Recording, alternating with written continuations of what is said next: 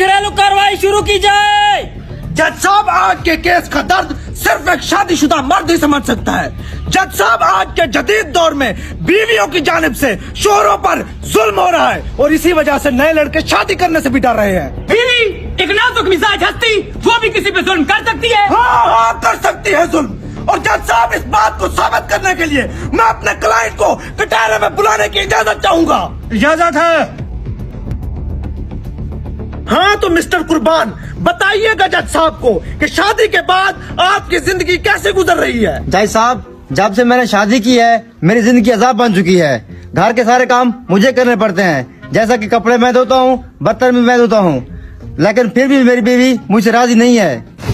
Mister कुर्बान, मजीद बताइएगा कि आप वकील साहब के घर के साथ रहते हैं। कल रात को आपने क्या देखा? जज साहब, मुझे लगता है वकील साहब रात कहीं फंक्शन पे गए थे और घर लेट पहुँचे हैं। घर लेट पहुँचने की वजह से इनकी बीवी ने इन्हें घर से बाहर निकाल दिया है और इन्होंने पूरी रात घर से बाहर गुजारी है।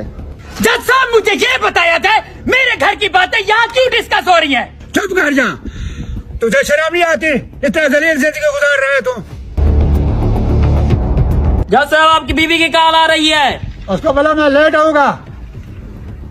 जज साहब, वो कह रही है 2 मिनट के अंदर आते हैं कि मैं लेने आऊं। अदालत में कमीशन चाहती है।